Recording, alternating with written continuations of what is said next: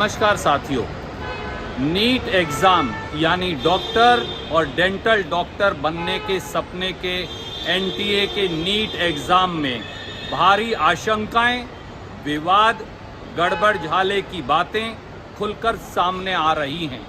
24 लाख हिंदुस्तान के युवाओं और उनके माता पिता की आशंकाओं का कोई जवाब नहीं दे रहा, ना एनटीए दे रहा, ना मोदी सरकार दे रही। सवाल ये है कि इन 24 लाख बच्चों के भविष्य का होगा क्या? क्या नीट के एग्ज़ाम का रिजल्ट सही है? क्या एनटीए द्वारा भारी गलती की गई है? क्या मोदी सरकार के पास कोई जवाब है? इन सारी बातों का जवाब मांगा जाना चाहिए। और कुछ ऐसी बातें हैं उन 24 लाख बच्चों के भविष्य की जिनका जवाब हम मांगते हैं। पहला सवाल, 67 बच्चों ने नीट टॉप किया है। 67 बच्चों के 720 में से 720 नंबर आए, ये कैसे हो सकता है? देखिए पिछले सालों में क्या हुआ। 2019 में एक टॉपर था, 2020 में एक टॉपर था, 2021 में 3 टॉपर थे, 2022 में एक टॉपर था, 2023 में 2 टॉपर थे और 2024 में 67 टॉपर। ये अपने आप में असंभव लगता है क्योंकि नीट पेपर में तो नेगेटिव मार्किंग भी है। अब सवाल ये है कि ये संयोग है या प्रयोग। दूसरा सवाल, क्या ऐसा हो सकता है कि 67 में से 44 टॉपर ऐसे हैं जो ग्रेस मार्क्स के आधार पर हैं, यानी उनके सवाल का जवाब ही गलत था।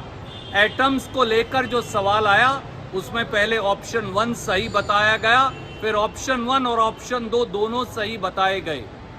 44 बच्चों को ग्रेस मार्क्स दे दिए गए और उनको 720 में से 720 नंबर मिले।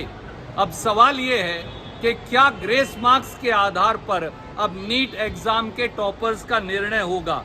और केवल ये नहीं, एक अचंभे की बात ये भी है कि फरीदाबाद हरियाणा में एक ऐसा एग्जाम सेंटर है जहां सीरियल नंबर 62 से सीरियल नंबर 69 तक 8 टॉपर हैं नीट के, 6 ऐसे जिनको 720 में से 720 नंबर मिले और 2 ऐसे जिनको 718 और 719 नंबर मिले।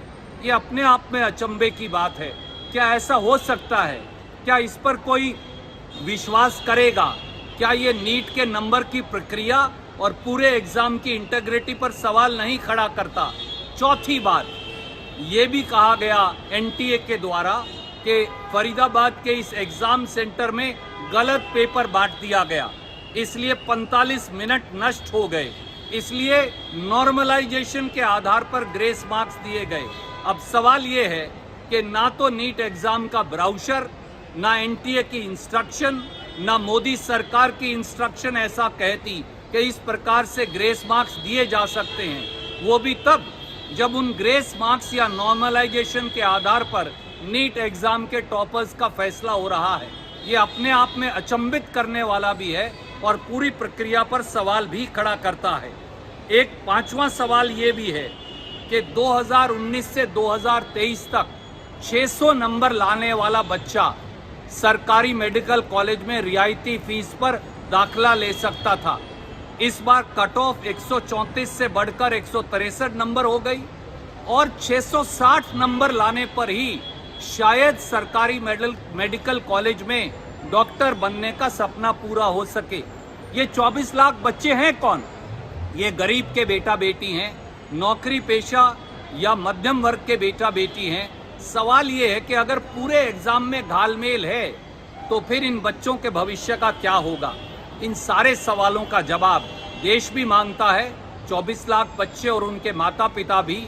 ये न्याय की पुकार भी है। मोदी सरकार को, खुद प्रधानमंत्री को आगे बढ़कर जवाब देना चाहिए क्योंकि पूरा नीट का एग्जाम अब संदेह और विवाद के घेरे में खड़ा है। धन्यवाद, नमस्कार।